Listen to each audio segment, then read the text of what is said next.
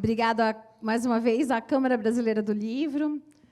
É muito bom estar na 26ª Bienal Internacional do Livro de São Paulo, depois da pandemia, abraçando, beijando, encontrando todo mundo.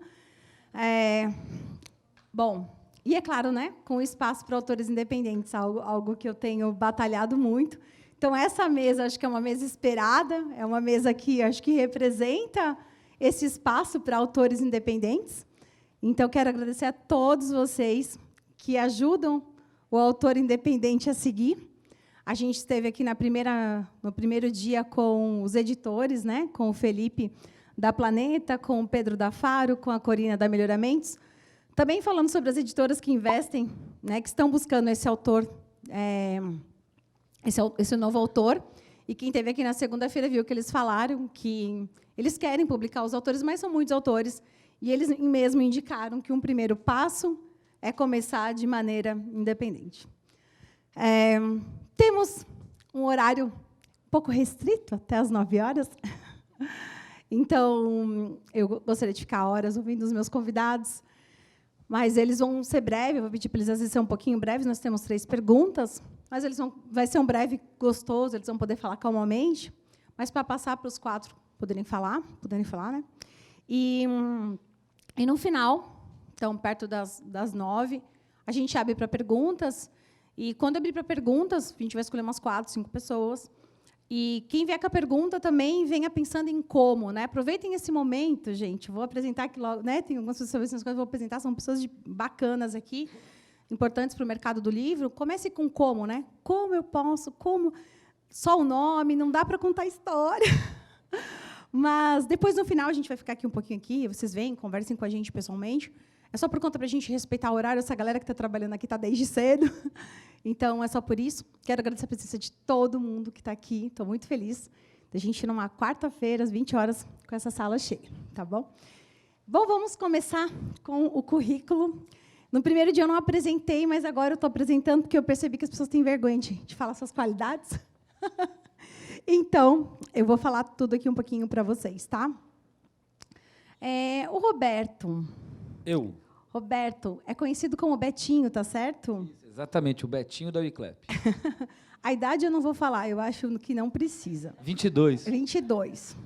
Formado em administração de empresas com pós em gestão contábil e financeira, ganhou destaque pelos seus empreendimentos no ramo do entretenimento e SEO da Wiclap. Para todos, eu estou fazendo assim também, conta um pouquinho, né? E fundou em 2020, é isso? Fundado em 2020, a empresa chamou a atenção de importantes investidores, saiu até na Pequenas Empresas, Grandes Negócios, que eu vi. E no início de 2021, passou por sua primeira rodada de investimento, com o objetivo de acelerar ainda mais seu crescimento. Mas agora, eu quero que você fale para eles, né, quem é o Roberto, rapidinho. Não, claro, antes de mais nada, agradecer mais tranquilamente o convite, muito obrigado, um prazer aqui estar conversando com todo mundo. Ricardo, ficou fácil de decorar, tudo R. Ricardo, Roger, Roberto, Grazielli, foge aqui. Está na Bienal do Livro 2026, que é um evento, acho que o mais importante da América Latina. Então, vou falar rapidamente aqui um pouquinho de mim, ela já deu uma breve explanação. Né? Eu sempre empreendi minha vida inteira.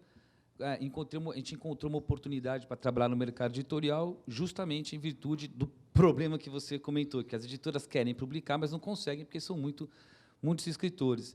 E a gente fez um estudo de mercado interessante, a gente até se baseou muito na Amazon, acho que não tem como não citar, e a gente aprendeu que a tecnologia pode vir e trazer uma disrupção para o mercado editorial, né? Trazendo aí uma série de facilidades e principalmente, democratizar a publicação e venda de livros. Acho que eu tentei ser o mais breve possível para não tomar... Tá tranquilo, pode falar mais, deu tempo. Pode? Não sei, você puxa meu olho, se não, deixar... É que assim, deixa eu contar uma coisa. Se deixar... É que eu estou no 4º dia, né? E aí a gente percebeu, é muito pouco, 9 horas. Então, eu falei, melhor eu falar antes, porque não tem como interromper essas pessoas. Vocês podem falar assim, tem tempo, está tranquilo. Mas me interrompa, porque se deixar...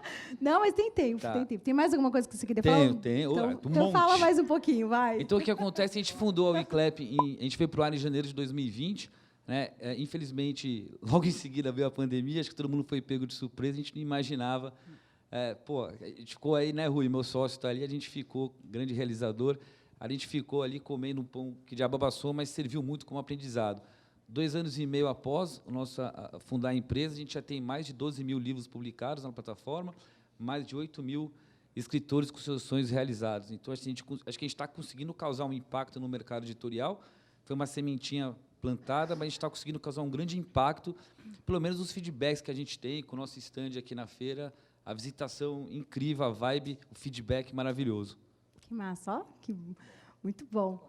Grazi. Obrigado. Grazi da Gráfica no Instagram. Até rima, para ficar fácil.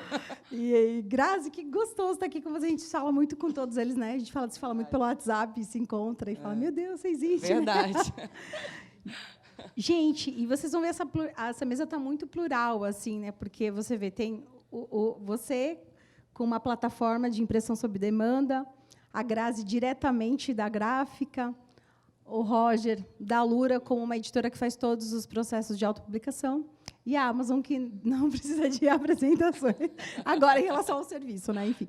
Mas vamos lá, Grazi. Graziele Claire, tá certo?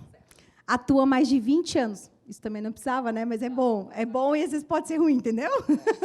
Eu comecei... isso aí é, tipo... É, autoridade, mas aí a pessoa faz com uma 25, conta... comecei com 5, vai. Você começou com quantos anos? 18. É. Vai ser 18. Mas super maravilhosa. Atua no mercado do livro, então, há 20 anos, no mercado gráfico, iniciou sua carreira na editora Record, onde trabalhou na área comercial e de produção de gráfica. Hoje é responsável pela área comercial da gráfica ao print, no Rio de Janeiro, especializado no segmento editorial. Seu canal do Instagram, que eu já revelei antes, Grazi da Gráfica, eu adoro esse nome, dá dicas para a impressão de livros de maneira eficiente, sustentável e econômica. Então, percebam isso quando a gente vai apresentar, que são opções. E quem faz a escolha são vocês. Isso. Grazi, quem é a Grazi? Sou eu. Sou carioca, então vim diretamente do Rio para participar. Obrigada pelo convite. É um prazer estar aqui junto com pessoas tão experientes já no mercado e fazendo tanta diferença. E, bom, no meu caso, comecei no Grupo Editorial Record, foi onde comecei minha carreira profissional. Logo depois fui para a Valprint, onde eu já estou há 18 anos. Pouco tempo. E, bom, eu comecei o Instagram porque eu percebi, né, ao longo desses anos, que a maior dificuldade de um autor ou de qualquer pessoa que queira imprimir é exatamente entender a parte técnica, né, a traduzir para o linguajar do dia a dia, como que você pode extrair de uma gráfica as melhores opções em termos de custo-benefício, em termos do que o livro realmente precisa, não só livro, mas qualquer material impresso.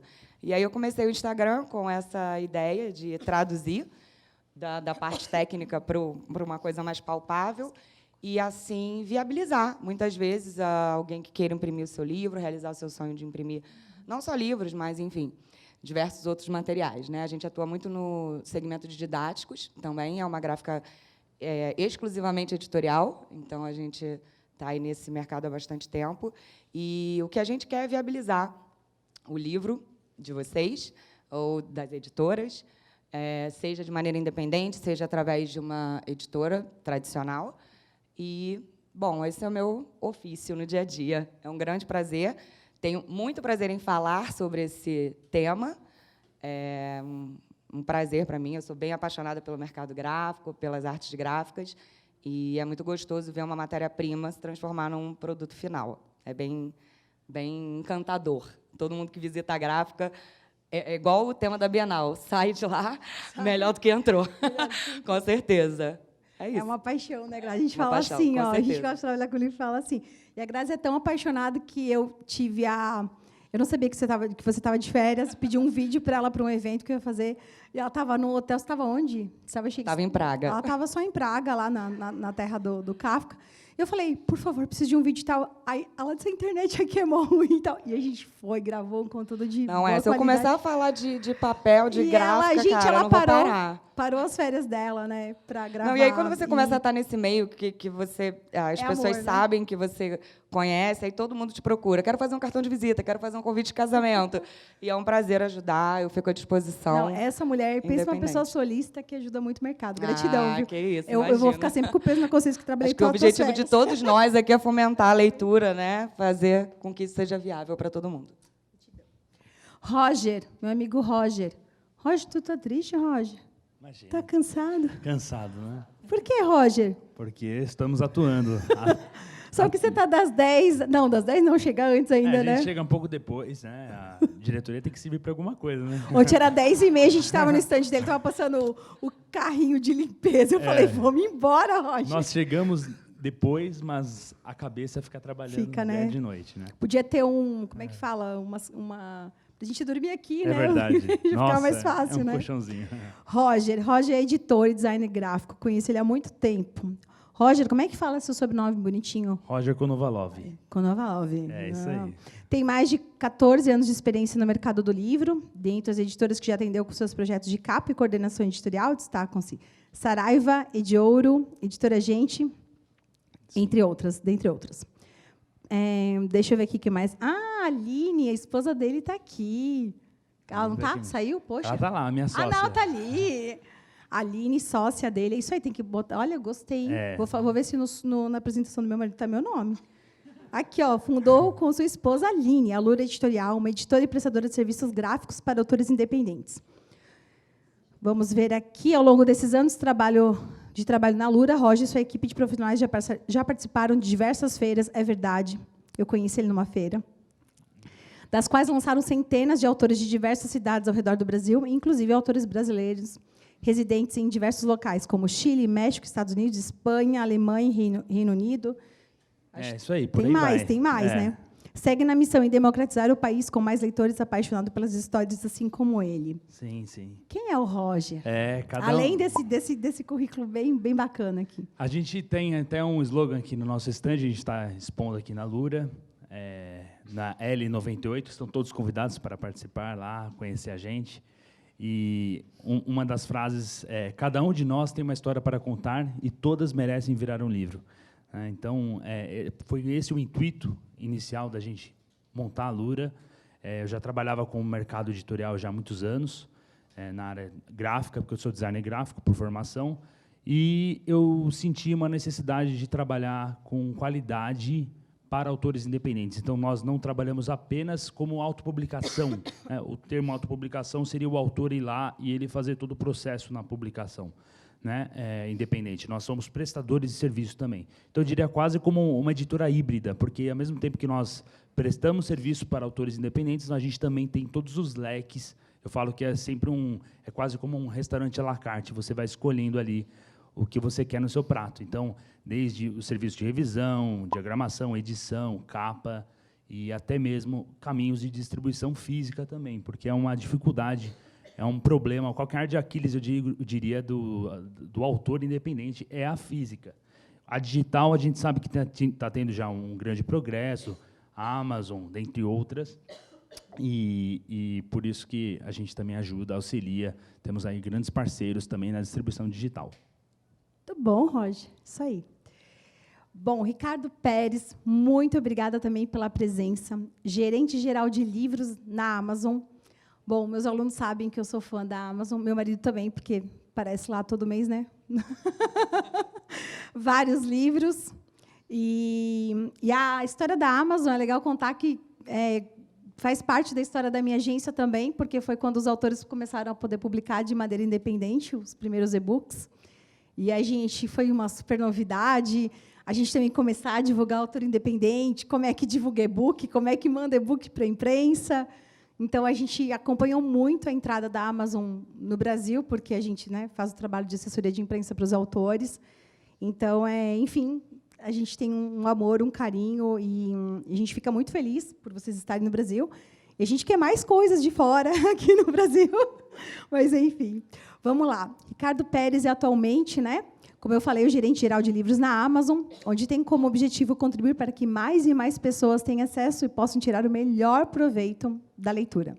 Executivo, com 20 anos de experiência nas áreas comercial, marketing e operações, com passagens nos mercados de telecom, Vivo, Telefônica, Sky, mídia, Abril, Globo e logística, Total Express. Nesses segmentos, foi responsável pela definição de estratégias de mercado, gestão de canais e por lançar e desenvolver modelos de assinaturas e receitas recorrentes. Então, do mercado de telefonia para a Amazon, meu marido trabalha na área de TI dessas empresas, não é fácil. Mas no mercado de telefonia eu trabalhava com conteúdo também. Então, então TV não por é- assinatura, internet, eu sempre tive Sempre relação no- com com conteúdo em conteúdo. todas essas empresas que você Que falou. enumerou. Ali. Ricardo, muito interessante o teu currículo, por isso que é legal a gente ler e falar para vocês, porque às vezes quando pede para apresentar, às vezes não conta, é legal saber, né, a trajetória. Às vezes, olha, nossa, gerente geral de livros da Amazon, é toda a trajetória para todos estarem até aqui. Mas quem é Ricardo Pérez? Como você se apresentaria para o Eu estou público naquela aqui? fase da vida que eu me defino apenas como o pai da Júlia e do Felipe. Eu não tenho nem mais primeiro nome. Assim, quem é esse cara? É o pai da Júlia e do Felipe. Que eram dois pequenos adolescentes, jovens, que compuseram aí esses dias essa legião de jovens que eu tive o prazer de acompanhar e me deu muita esperança no desenvolvimento do mercado editorial, né, que a gente acredita que a leitura é a chave para a gente ter uma sociedade mais saudável, e acho que é o papel da Amazon. Então, eu sou alguém que está tentando contribuir nesse papel e, enfim, os meus pequenos aí estão me definindo. Exatamente. Os leitores. Como todo mundo se apresentou, assim, como é que hoje está o seu papel como gerente de livros da Amazon, assim, né? Como é que são os seus desafios? Você quer falar, contribuir um pouquinho? Como é que está o seu dia a dia? Claro. Eu estou como responsável geral pela área de livros na Amazon no Brasil. A Amazon ela tem feito questão de deixar muito claro o compromisso de longo prazo que a gente tem, né? Então, vocês todos mencionaram, né, a entrada da Amazon. A gente está no Brasil há 10 anos, a gente começou com e-books, né, eu tenho até comentado aqui em algumas falas, a gente começou lá com 13 mil e-books no catálogo, a gente investiu bastante em desenvolvimento de conteúdos, de autores, hoje a gente tem mais de 5 milhões, né, se a gente pegar livros físicos nessa conta, esse número vai para mais de 18 milhões de livros disponíveis. Então, acho que a nossa missão é continuar construindo essa história de investimento em expandir o conteúdo disponível para os leitores, fazer com que essa conexão entre leitores e autores e leitores seja cada vez mais fluida, cada vez mais simples. E acho que a gente tem conseguido executar bem esse papel ao longo dos anos e, né, sempre reafirmando que a gente entende que é um desafio de longo prazo e a gente está muito imbuído nisso.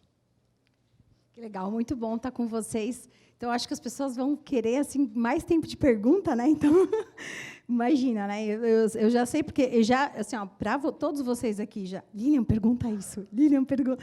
Porque a gente sabe que no dia a dia a gente às vezes quer informações que a gente não tem. Então, mais uma vez, é muito legal estar nesses espaços. Então, aproveitem, né? O Léo falou. Vai ter até sábado, domingo aqui, então venham para cá, que é uma forma de vocês terem as respostas que vocês buscam. Então, vamos para a primeira pergunta. Está preparado, Roger? Ó, Roger até pegou o microfone. Roger vai ser o primeiro, então. Ó. Vamos lá. Essa daí, Roger, tu vai ser o primeiro, hein? Ah, tu recebeu, né? Eu mandei para você? Eu recebi, mas vamos lá, já esqueci. Já esqueci a cola, já. Uma boa assessora, eu não podia, né, fazer surpresa com eles, né? Qual o futuro do livro, na opinião de vocês? E aí, eu quero saber, é impressão sob demanda? É imprimir direto com a Grazi? Direto da gráfica? Essa é a pergunta de milhões, né? É o e-book na Amazon, né? Ou fazer o trabalho contigo na editora de autopublicação? Ou é tudo isso mais um pouco? E aí? Mas não, brincadeiras à parte, vai. Qual o futuro do livro, na opinião de vocês? Tá, legal. Uma das coisas que eu acho muito legal é que o livro não morreu, né? Era um temor, muitas vezes, há uns 10, 15 anos atrás. Os congressos do livro digital, né? Será que leremos no futuro? Exatamente. E a gente vê que o livro digital ele tem sido um excelente complemento e vice-versa. O livro físico ele está encontrando cada vez o seu papel, até mesmo como forma aí de enfeitar as estantes, e por isso tem crescido muito a comercialização de livros físicos de qualidade, capa dura, acabamento diferenciado, isso é muito forte. E você tem o livro digital como forma aí de democratização mesmo, de acesso infinito ali, olha só, 5 milhões, a gente não sabe, nem consegue imaginar o que é isso. E além do que, você colocar ali num Kindle, num e-reader, num celular, e você poder carregar centenas e milhares de livros. Então, cada momento tem eu acho que cada hora vai ser um momento para a leitura. Então, eu acredito que são todos os caminhos. Eu acho que a impressão sob demanda ela é realmente algo muito legal. Eu lembro que há uns 10, 15 anos atrás, eu tive contato com algumas gráficas que estavam já fazendo esses primeiros testes no Brasil, e a qualidade era muito diferente das de hoje. Hoje, se você não tiver um olhar muito ali vivo, ali já experiente no mercado, você não consegue definir o digital e o offset. Ele vai ficando quase imperceptível. Claro que quem está no mercado descobre, mas para o leitor, para o cliente que está passando na livraria, não descobre. Então, isso é muito legal. E, modéstia à parte, o Brasil é excelente. Tem gráficas excelentes, excepcionais, aí, impressão excelente. Então, eu acho que o mercado aí tem grande acesso. Isso ganha todo mundo. Ganha a editora, porque ela diminui o estoque dela, e ela consegue também ter uma cauda longa do livro on demand, e também ganha o autor, que ele pode, se o autor independente também quiser fazer uma tiragem pequena, de 100, 200 unidades, fazer um lançamento, ou ele pode fazer uma tiragem maior. Eu tenho autores que fazem tiragens de 1.000, porque eles têm um público específico que eles já vendem, e tem autores que fazem tiragens de 100, 200 e vai rodando. E tem aqueles que deixam na cauda longa mesmo, on demand, a Amazon, e pode vender ali, à medida que a pessoa procura, já é vendido o livro. Então, para mim, é uma grande possibilidade imensa de trabalhar. Muito bom, muito bom, gostei. É isso aí. Pode seguir, Ricardo. Qual o futuro? O que eu sei é que hoje a gente consegue ver muito claramente que um consumidor que lê um e-book ou um livro físico, ele consome outros formatos com muito mais frequência do que alguém que está lendo só um formato. Ou seja, né, a gente acho que discutiu por muito tempo questões de canibalização e tudo mais, e eu tenho uma opinião muito forte de que, na verdade, as experiências são complementares. Então, se a gente for capaz, como indústria do livro, de produzir conteúdos que, independente do formato, toquem os leitores, as histórias elas se conectem com as necessidades, com os anseios dos leitores, o futuro do livro ele independe de formato, ele vai ser menos dependente disso e mais da qualidade do que a gente está construindo. Então, foco no conteúdo. Exatamente. E se a gente, né, como indústria, for capaz de levar esse conteúdo para o consumidor de uma forma acessível, e aí, por acesso, eu entendo rapidez, qualidade, condição comercial competitiva, mais esse consumidor se sente estimulado a consumir mais. Então, né, acho que essa é a linha do que eu acredito. Até duas passagens, na verdade, que aconteceram na feira, assim, que quebram um pouco estereótipos, né? Aconteceram comigo, estou ali no stand, né, acompanhando com o time, chegou em mim, hoje, duas crianças, jovens, adolescentes ali, deviam ter, sei lá, 12 anos, perguntando assim, me chamaram de tio ainda, sacanagem, né?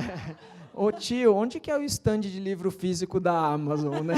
Eu falei, não, então, aqui o nosso stand, a gente não está vendendo livro físico aqui e tal. Eu achei legal assim, que legal, a gente pensa o jovem muito vinculado ao e-book e eles estão me perguntando de livro físico. Passou 10 minutos, chegou um senhor, falou assim, dá licença, eu queria tirar uma dúvida contigo, eu tenho um Kindle Paperwhite e eu estou olhando o Oasis ali, ele começou a engatar uma pergunta técnica, eu falei assim, eu não sei responder, esse cara, ele sabe mais que eu. Né? Eu falei, olha, vem cá, eu vou te ler, eu apelei para o promotor do stand, falei assim, eu vou te levar aqui, alguém que vai te ajudar, assim, eu achei super legal, né? A gente muitas vezes associa a tecnologia a algo mais com pessoas mais jovens, e isso, né, são estereótipos que ali aconteceu num período de 10 minutos, 2 exemplos que quebram isso, né? Então, eu acho que a gente precisa muito entender como é que a gente está, como é que a qualidade do conteúdo está chegando no nosso leitor e como é que a gente está fazendo com que esse acesso seja viável para o leitor, né? E acho que o futuro do livro passa muito por isso, enfim, o futuro do consumo de conteúdo como um todo. É muito legal que você falou essa coisa do que aconteceu hoje, do presente, e fez a gente associar mesmo, né, o futuro com o futuro da criança querendo ler o livro físico e do presente com esse senhor lendo pelo Kindle. Sabe que eu comprei meu primeiro Kindle no meu curso no MBA Book Publishing, né, pela Casa de Educação, quando o meu professor, o Giro, que tem 80 e poucos anos, ele fez a propaganda do Kindle E eu, resistente, né? Ai, não quero Kindle, não sei o quê. Fico o dia inteiro na tela do computador, eu já vejo muito PDF e tal. E ele falou, isso aqui é tão bom, porque eu viajo, eu tenho... Aí ele falou o número lá, milhares de livros aqui. E eu falei, eu viajo com a mala pesada, com 3, 4 livros, não sei o quê. Comprei dentro da sala de aula, no celular, bem rápido. E ele era um leitor, um caso desse, um apaixonado pelo Kindle, e a gente esperava na aula. E ele contando, olha que interessante, tá? Nessa aula, ele estava contando a história do livro. A gente estava falando de Gutenberg, e ele fez a propaganda do Kindle. Eu achei o máximo, enfim, é muito, muito gostoso isso, né? E a gente não falou também do audiolivro, né? Você falou da experiência, né? Então, a gente também tem um audiolivro, e uma editora falou isso um dia para mim, que a gente tem que possibilitar para o leitor os formatos, e ele que escolhe, ele que manda, né? Concordo. E aí, Grazi, concorda? Bom, todo mundo me faz essa pergunta, porque, no meu caso, né, a gente trabalha com papel, mas eu acredito que tem espaço para todo mundo, até porque, lá atrás, quando surgiu o DVD, o cinema ia acabar. Aí vieram os streamings, o cinema ia acabar. E o cinema está aí, né, porque o cinema envolve outras coisas que vão além do filme, né, uma experiência. Então, um primeiro encontro aí com a família, um aniversário, enfim. Eu acredito que o livro físico também tem essa experiência e o livro digital também proporcionam experiências ao leitor. Eu acredito que, no futuro, o que vai acontecer muito em relação ao nosso mercado, né, mercado gráfico, é que o Brasil, por ser um país muito grande, assim, de dimensões continentais, a distribuição, o frete, é um percentual muito grande do preço de capa de um livro físico. Então, eu acredito que vão existir plataformas, como já existem, mas que cada plataforma, ou de acordo com a localidade de onde o leitor está comprando, vai ser impresso lá mais perto, naquela gráfica lá. Acho que é uma coisa que a Amazon já faz, fora, mais do que aqui. O Brasil vai, pelo que a gente estuda do mercado, vai desenvolver muito a parte de impressão sob demanda. A gente já tem a tecnologia Inkjet, que assim, eu sou muito fã. Meu sonho é ter uma máquina daquelas, mas a gente ainda não tem. Mas concordo que o conteúdo é o que o leitor, né, que é o público final de vocês, nosso, é o que ele está buscando. Então, qual a plataforma que se adapta mais a ele? Eu, apesar de ser do mercado gráfico, também consumo livros digitais. Eu estou fazendo um curso que o livro é lá de fora, não tinha aqui, para trazer de lá, ia sair mais caro o frete do que o preço do livro. Falei, bom, é uma oportunidade, comprar um livro digital. Já comprei outros. Tem essa coisa de ser na hora, né? Você quer na hora mesmo. E eu precisava para a aula, eu ia ter a aula, eu precisava do livro. E eu falei, bom, vamos usar a plataforma, estamos aqui para isso.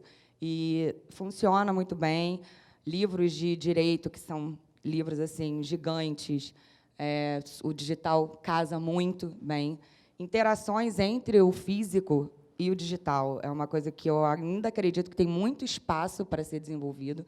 E aí entra a parte de programação, que o mercado editorial vem buscando aí muita gente da área de games, etc., para criar para o leitor do livro digital uma experiência de interação, que é o que o livro físico proporciona, né? Aquela coisa do tato. A gente mexe com um sentido muito importante com o livro físico, que é o tato, e o digital tem aí um mundo de possibilidades para mexer com o visual, que é uma coisa muito importante, o auditivo, que eu ainda acredito que é uma coisa que o mercado tem muito espaço ainda para desenvolver.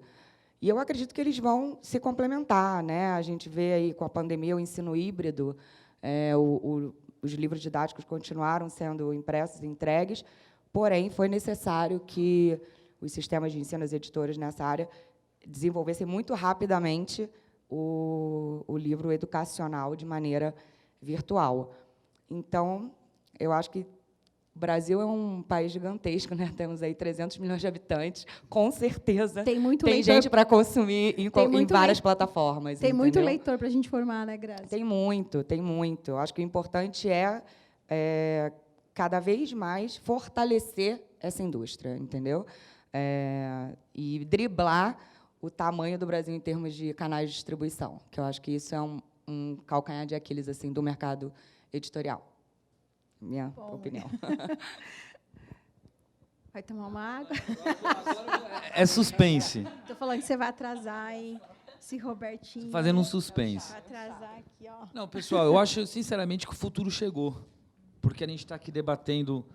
E eu não queria falar tanto do leitor, eu queria falar mais do escritor, né? A gente está aqui debatendo Hoje o escritor tem opções para, eu quero de uma gráfica, eu quero uma plataforma, eu quero o livro digital, eu quero o audiobook. Você encontra no mercado diversas soluções que hoje agradam o leitor, o escritor. 10 anos atrás você não tinha. Então, para mim, de verdade, o futuro chegou. Né? Antigamente, como é que funcionava? Você tinha que bater na porta de uma editora, quem sabe sair vendendo com uma sacola atrás de você, com sol, etc.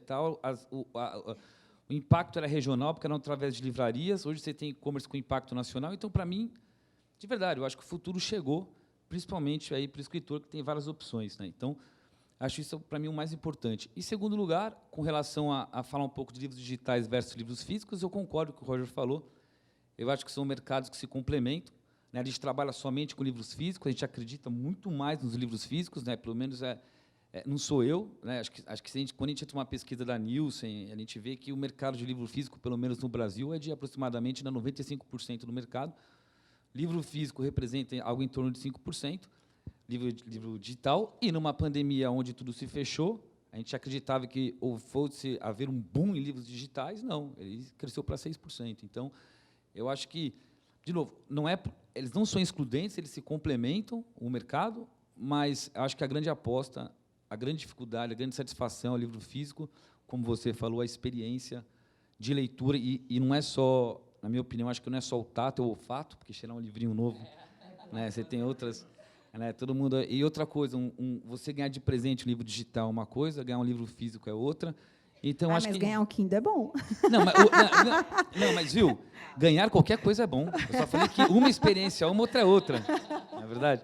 Então, o ponto é, eu acho que, antes de mais nada, e a gente aqui, na Wiclap, a gente foca muito no escritor, a gente quer valorizar, a gente valoriza muito o escritor. Por exemplo, qual é o grande ponto? Né? Assim, as grandes discussões, eu acho assim, mais filosóficas.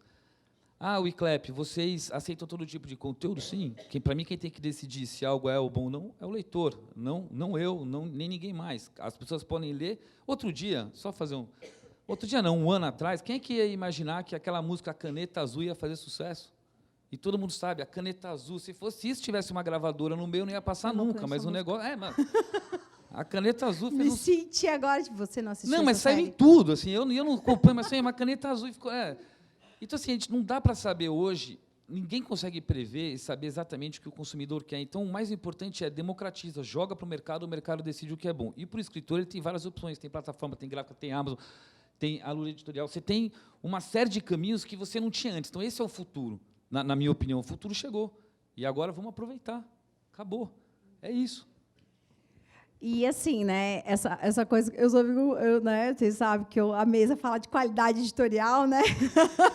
Só vamos cuidar com o Joga, assim, porque, gente, pelo amor de Deus, depois chega lá na agência, vamos divulgar, vamos fazer o marketing, não cola, tem que revisar, tem que fazer uma boa capa. Pode, pelo amor, me salva aí. Não, mas sabe o que eu quero complementar? Só publicar. Não, gente. Não é isso. Realmente, não é isso. É que qual que é o grande ponto, né? E isso é muito importante, tá? Claro que você... Eu vou complementar minha resposta. Você tinha que polemizar aqui. Não, sempre. Mas sabe por quê, Lilian? Sabe o que acontece? Eu vou falar uma coisa assim, ó. Qualidade de tarefa jovem. Não é, viu? Não, mas viu, não, calma. O trabalho com qualidade editorial, porra, mas não tenha dúvida que é essencial, não é? É assim, a pergunta não foi essa, a pergunta no futuro. Mas o ponto é, a gente teve, não é isso, é que a gente tem pessoas na plataforma e isso assim, eu falo com muito orgulho. Que as pessoas, a maioria, elas não tiveram as condições socioeconômicas que talvez a gente teve aqui de conseguir poder escrever, falar e se apresentar de uma maneira, vamos supor, bacana. Né? Então, a gente tem na Wiclap também todos os tipos de escritores. A gente tem escritores, por exemplo, assim, ribeirinhos, por exemplo, que não tiveram essa oportunidade, mas que têm um caso, uma história para contar, que é o que vocês estavam falando. É sobre democratizar a publicação. A gente sabe que, muito provavelmente, rapidamente, esse livro ele não vai virar um best-seller, mas as pessoas ao redor dele que leram se identificam, e eram pessoas que tinham abandonado a leitura há muito tempo e voltaram a ler. Legal. É isso que eu estou falando, essa magia, entendeu? Mas, sim. pelo amor de Deus, vamos polemizar. Eu estou brincando.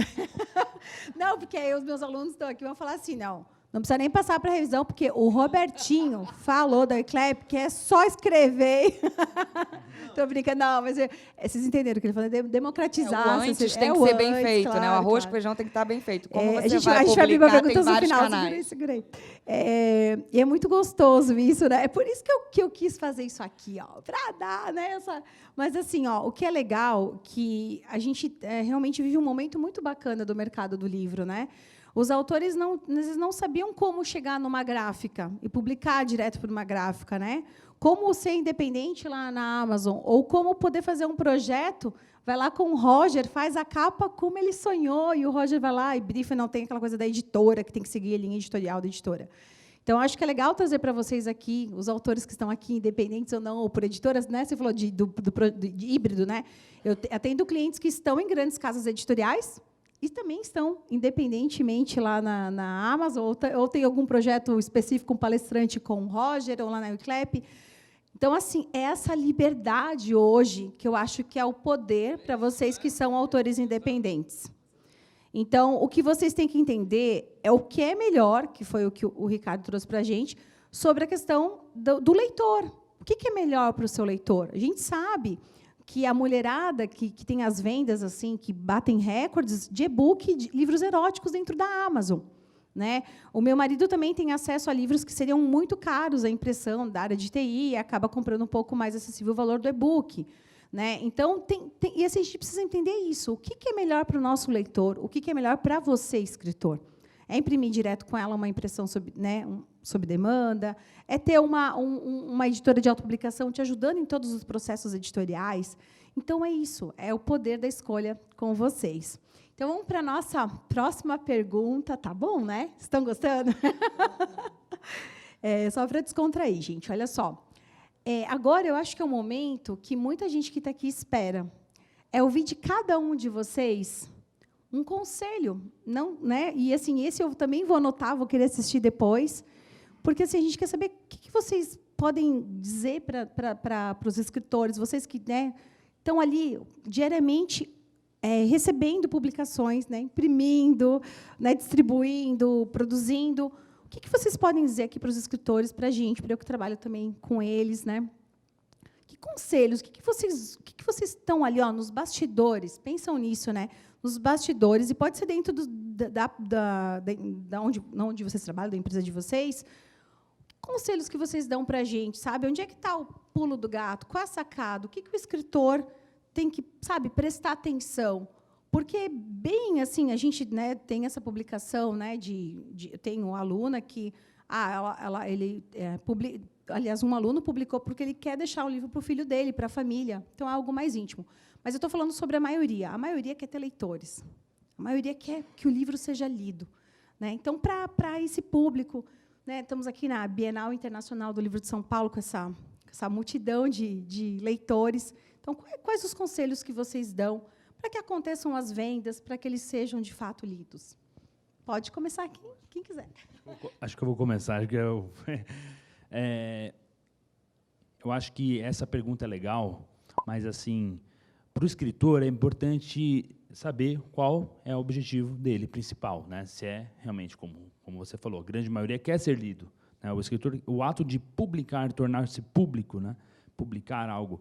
Então, assim, eu acho que o autor ele tem que pensar logo que ele está escrevendo, para qual público que vai destinar o meu livro, para quem é, qual é a faixa etária, que gênero literário que eu vou trabalhar, quais são os livros que estão no mercado desse gênero literário, se ele está com realmente intenção ali de fazer algo comercial mesmo, né? Se ele está trabalhando ele quer publicar uma dissertação, ou ele quer fazer uma autobiografia, ou ele quer fazer uma publicação apenas de crônicas que ele gosta de escrever ali para se divertir com a família, aí é uma questão pessoal, né? Eu digo sempre que o autor, ou a autora, ele tem que estar pensando já no projeto lá atrás, quando ele está concebendo a ideia. No processo de escrita, lá de na pesquisa. Escrita, na pesquisa, saber se eu realmente conheço do que eu estou falando, né? A gente fala que os escritores muito fãs gostam de escrever muita coisa aí sobre... admira autores internacionais e vai muito para fora e acaba esquecendo da realidade daqui. Nossa, muito bom. O que é muito importante a gente ter, né? Eu tenho autores aí que eu gosto muito, autores conhecidos, que escrevem aqui, né? Então, isso que é legal, você vivenciar isso. E isso faz com que o leitor também se identifique. Então, ele talvez nunca vai ter a possibilidade de estar lá, sei lá, em Paris, Nova York, mas ele conhece Osasco, ele conhece São Paulo, ABC, etc. Então, por que não fazer um terror se identifica, aqui, né? em Osasco, né? André Bianco, por exemplo, é um exemplo, né? Então, esse é o primeiro passo. O segundo passo é, sim, investir no trabalho de qualidade. Eu falo que a capa, eu trabalhei como capista para editoras, era uma preocupação muito grande, capa e título, e subtítulo, ou, enfim, olho do texto, chamada, é uma preocupação enorme, sinopse. Eu vi aqui o editor da Faro falando, poxa, muito interessante, porque é uma coisa que é negligenciada muitas vezes nos autores.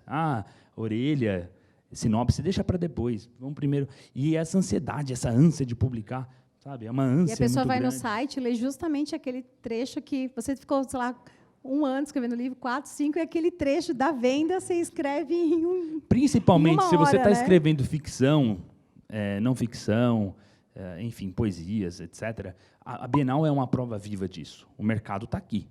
Quando você vê os leitores entrando lá no stand e vendo os livros, eles pegam o livro, eles veem a capa, o título, eles já veem a sinopse. Então, é muito importante se preocupar com tudo isso, inclusive no mundo digital. Capa, orelha, tudo, né? Exatamente. O mundo digital ainda é importantíssimo, porque você vai ter pouco acesso ao livro, né? Você vai ter a sinopse e a capa.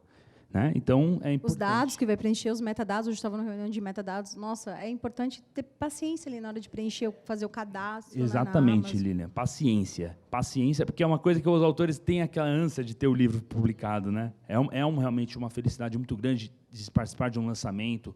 A gente sabe que os autores têm um ego um pouco inflado, e é normal isso. É até importante eles terem esse ego inflado. Tem um pouquinho de vaidade. Porque exatamente, porque senão...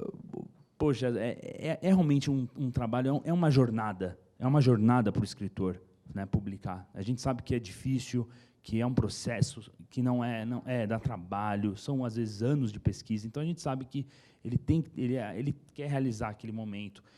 Mas para isso, se preocupe com a qualidade do seu conteúdo, se preocupe com a qualidade técnica do seu material, revisão é importante, né, para você ter ali a possibilidade de amanhã o seu livro estar nas mãos de pessoas que você nem esperava, de pessoas aí de grande influência no mercado. A Bienal é um network incrível, por exemplo. Você está ali, você tromba com alguém que é CEO de uma editora grande, você, poxa, tem a oportunidade de fazer uma troca ali de livro. Né? Ontem mesmo a gente entregou um livro para o pessoal, aí, o Borgo, que estava lançando, entregamos o livro para ele. Então, assim, é isso que é legal. Né? Isso é importante. E participar mesmo, participar de feiras, de eventos literários, acho que é isso aí.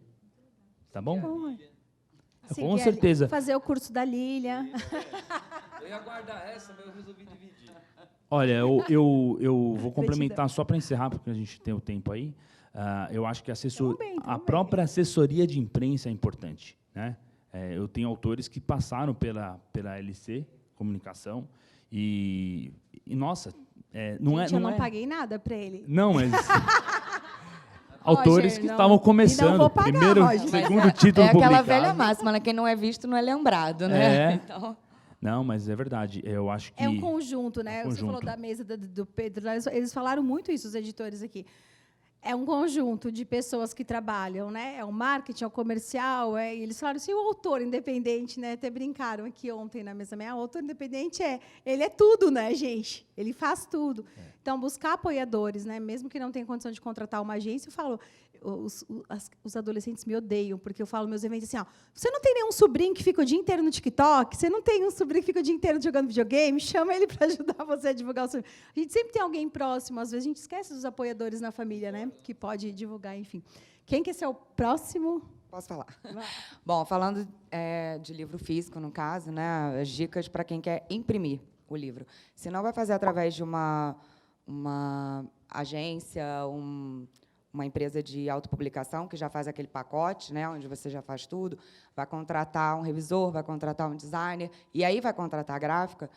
É muito importante que, no momento da criação, quando você vai começar a diagramar, você já converse com a gráfica, ou peça ao seu designer ou a pessoa responsável para acompanhar você na gráfica. Porque depois de criado, acontece muito, a pessoa já vem com o arquivo para imprimir.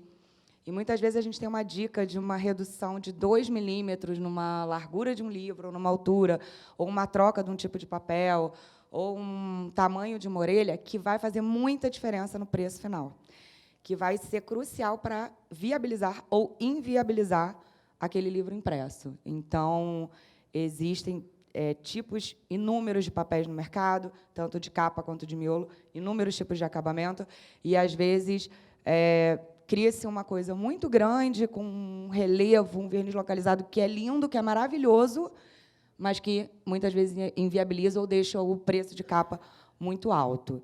Então, o meu conselho é busque a gráfica e procure entender. E pegue referências. Às vezes, você tem um livro em mãos que você fala, cara, quero que o meu livro seja assim, mas eu não sei dizer que formato é esse, eu não sei dizer que tipo de papel é esse, e é a gráfica que vai poder te auxiliar. Visitar a gráfica, entender como é que é o processo de impressão, é muito esclarecedor, é muito enriquecedor. Livro infantil, principalmente, ilustração, ou livro que a criança vai pintar. Então, eu vejo muito livro infantil que vai ter uma interação com a criança para escrever, para pintar, em papel couché, que é um papel que não é muito bom para isso, vai apagar, rasga, enfim. E é uma coisa assim, que é simples, que uma gráfica pode, ou seja, são detalhes, mas são detalhes técnicos. E aí que entra o trabalho do gráfico, né?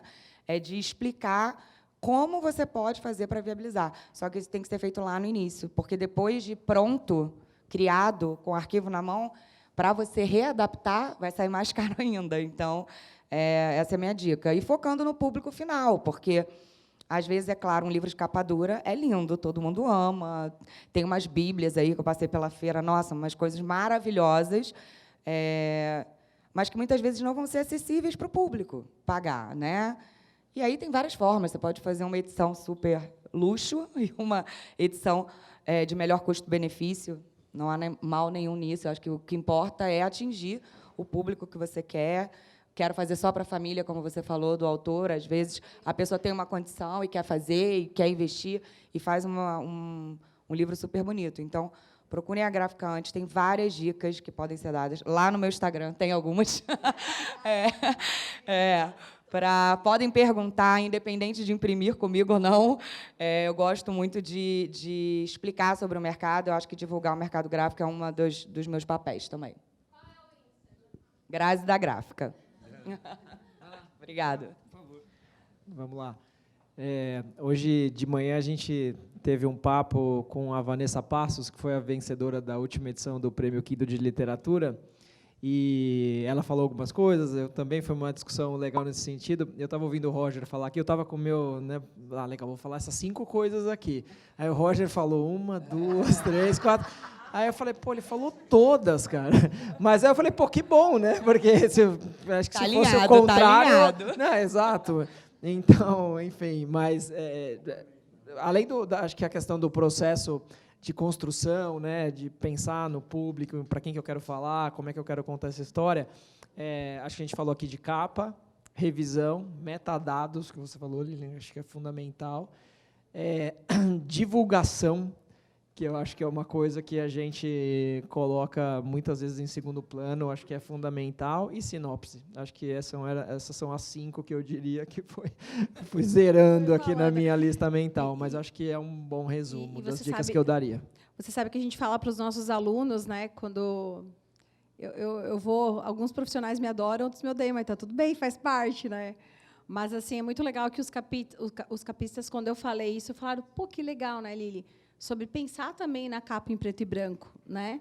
Porque quantas capas a gente vai olhar lá no Kindle e você não consegue ler o título e tudo mais, e a gente tem que saber, né? Tá vendo? Eu penso algumas coisas. Uma das coisas que no impresso também faz muita diferença. Pensa numa cor, às vezes um Pantone, uma cor especial, e na hora do impresso final não vai ficar legal. E aí, depois de feito... A outra coisa, a paciência, que ele falou, só complementando, a gente manda a prova, muitas vezes, o autor nem olha, né, só assina. Não só o autor, né, a editora, a agência, enfim, qualquer cliente gráfico. processo de pré-impressão, processo de aprovação da prova é uma das partes mais importantes, porque depois que está ali, vai sair no impresso final. Então, tenham paciência para olhar, é o filhinho ali de vocês, né, de quem está fazendo, é muito importante também. Vamos lá. Não, Imagina. Logo já vamos abrir para perguntas. Vitor, pode pegar aqui um microfone depois. Aquela moça ali que está bem bonita, ali do canto, que está com os brincos. Ela foi a primeira, eu lembrei, viu? Mas pode seguir. Não, então, para responder a sua pergunta, ela foi até bem específica, né? O que o escritor precisa para dicas aí para ter leitores. Eu acho que, de verdade, acho que a primeira coisa, acho que são algumas. Primeiro que não existe fórmula mágica, não existe. Na minha opinião, não existe fórmula mágica. Eu acho que é um conjunto de fatores que começa primeiro, acho que realmente, né, assim, você não pode ter ansiedade, faça aquilo com amor e com calma, para você depois não ter uma dor de cabeça maior. Com certeza, cuidar de toda a aparência do livro e saber para quem você, assim, do conteúdo como um todo, né, para quem você vai escrever, quem você imagina que deve ser o público-alvo, sim, cuidar da capa, do conteúdo, isso é extremamente importante, até porque acho que a maioria das pessoas acabam sendo mais visuais, né, você olha, o impacto é maior, antes de mais nada, né? Mas eu também acho que não polemizar, não, estou brincando. Não, eu acho que assim depende do que cada um quer, porque é o que vocês estavam falando, né? Às vezes a pessoa escreve para a família e está super feliz, às vezes você tem um professor que ele só quer publicar para complementar um currículo e também fica super feliz, não é buscando vendas. Agora, eu acho que para o escritor ter vendas de fato, eu acho que tem 3 palavrinhas que eu acho que faz toda a diferença, acho que é meter a cara. Entendeu? Não adianta ficar passivamente publicando. É um conjunto de ações. Assim, parece um pouco clichê, né? Mas um tijolinho por dia, no final do ano, a gente tem uma parede. Então, o que eu vejo muito é... agora eu tenho um Instagram, não basta apenas publicar no Instagram, você tem que publicar no Instagram, você tem que ser criativo, porque a maioria das publicações que eu vejo acabam, se tratando de internet, falando de divulgação, eu acho que elas acabam trazendo um efeito rebote, porque tem que ser criativo para impactar as pessoas de uma maneira positiva e despertar a curiosidade. Quando a gente cai naquele clichê, está aqui meu livro, compre, impessoal, frio, isso não cativa, isso não adianta. Então, assim, primeiro, tem que ser muito criativo nas redes sociais, tem que meter a cara, tem que participar de eventos. Se você escrever um livro, estou dando um exemplo aqui, sobre depressão, vai numa ONG, faz parceria, entrega, ajuda, mostra a ONG, se ajudou alguém, é isso que importa, essa pessoa vai indicar. E acho muito importante o que você falou, Lilian, agora, porque eu sempre falo isso nas minhas lives também, sem polêmica com você. Ó. Eu acho que... A gente sempre tem polêmica. Nossa. Mas é bom, polêmica tudo bem. Mas eu acho assim, que muito, assim, o mais importante, e principalmente eu estou falando com seres humanos normais, né, não mega milionários, eu acho que a família e os amigos, eu brinco na iClap, que é o teu grupo primário. Né? Então, assim, o teu grupo primário, você vai ter que provocá-los a ponto deles virarem o seu maior exército para divulgar o seu livro. E essa turma, na minha opinião, é quem vai trazer os seus leitores. Então, no primeiro momento, você tem que focar no seu grupo primário. Tia, tem um personagem aqui que me lembrou de você, olha, lê aqui, me fala o que você acha. Enfim, você tem que criar um exército de pessoas que vão falar do teu conteúdo para você buscar venda. Por quê?